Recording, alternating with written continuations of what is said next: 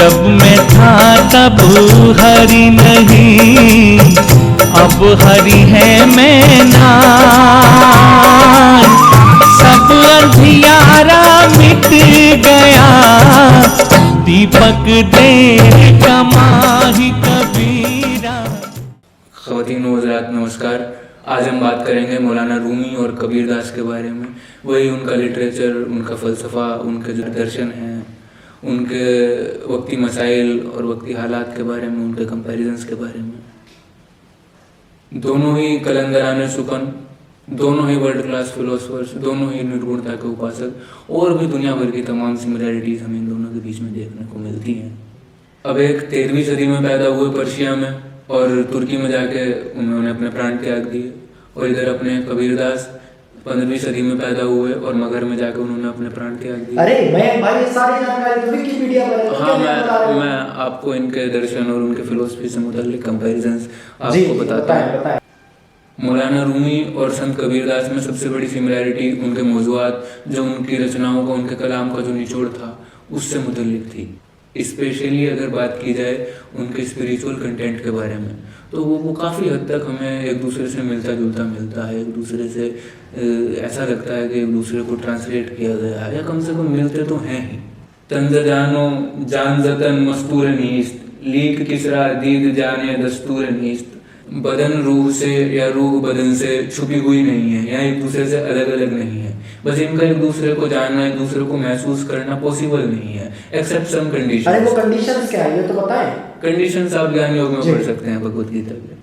महाराज इसमें रूमी मूलतः कहते हैं कि आत्मा या परमात्मा जो भी कुछ है, दिव्य शक्ति जो भी हमारे आसपास है, हर चीज़ हमारे आसपास वो परमात्मा ही है। वो उसे देखना हमारे लिए पॉसिबल नहीं है, लेकिन वो हमारे अंदर ही होता है। ऐसे ही कबीर कहते हैं कि ज्यों नैनन में पूतली, त्यों मालिक घर माही, मूर्ख लोग न जानिए बाहर ढूंढत जाए।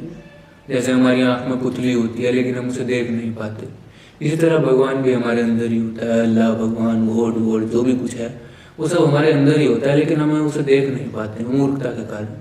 जो बेवकूफ़ लोग होते हैं वो उसे बाहर ढूंढने की कोशिश करते हैं, लेकिन वो हमारे अंदर ही है। कबीर का एक दोहा और आता है जो आप सबने सुना हो, कस्तूरी कुंडली बसे मृग ढूंढे वन माही, जो घट घट में राम है दुनिया देखे नाही। जो कस्तूरी होती है वो कस्तूरी हिरण के नाभि में होती है, लेकिन वो उसे देख नहीं पाता, उसे महसूस नहीं कर पाता। उसे सिर्फ खुशबू आती है कि हाँ है कहीं, लेकिन वो पूरी जंगल में मूर्खता के कारण ढूंढता फिरता है, उसे मिलता कुछ नहीं है। हाँ, इसमें मौलाना रूमी ने एक शेर और कहा है कि हर किसी का दूर मांद असल खबीश, बाज जवीद रोजगार वसल खबीश। जो इंसान अपनी असल ज़ात से दूर होता है वो इस संसार की आर्जी मनोकामनाओं में, कामनाओं में, मोह माया में भटकता रहता है, उसे कुछ हासिल नहीं होता। अच्छा, इनमें कुछ असमानताएं भी हैं, इनइक्वालिटीज़ भी हैं। मौलाना रूमी कहते हैं कि शराब पीनी चाहिए, पिलानी चाहिए, और वहीं कबीरदास कहते हैं कि ये सब पाप है, अपराध है। मैं यहाँ पर मौलाना रूमी का समर्थन करता हूँ। उनका कहना है कि शराब पीनी चाहिए।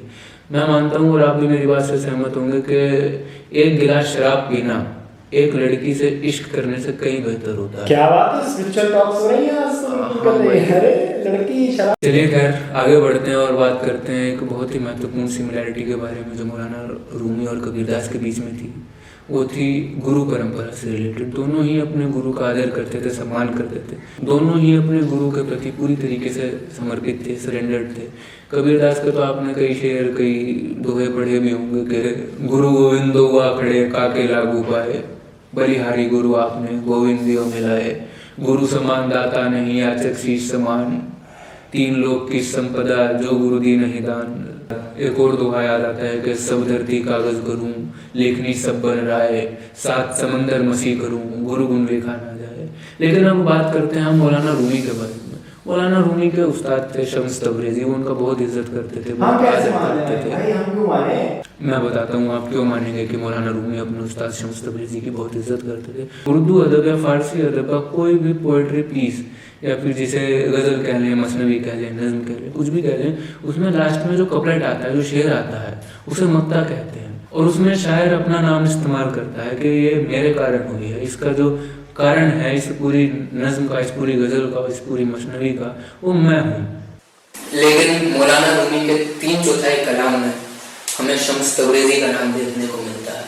मौलाना रूमी का 3/4 कलाम शम्स तबरेज़ी के कारण है। ऐसा मौलाना रूमी मानते हैं। और ये कोई छोटी बात नहीं होती। तो एग्जाम्पल के तौर पर हम लें, उनका कोई शेर है कि शम्स तबरेज़ी खराम अंदर चमन की चुनी दौलत तुरा पाइंदाबाद।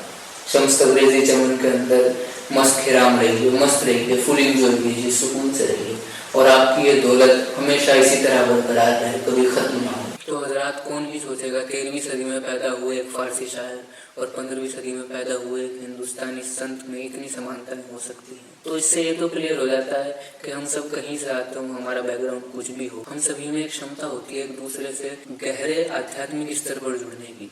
तो उस क्षमता का इस्तेमाल करें, हम एक दूसरे से जुड़ें। आप कभी भी अपने आसपास से अलगाव महसूस करें, डिस्कनेक्टेड महसूस करें, तो मौलाना रूमी को याद कीजिए, कबीर को याद कीजिए, उनकी बातों को याद कीजिए।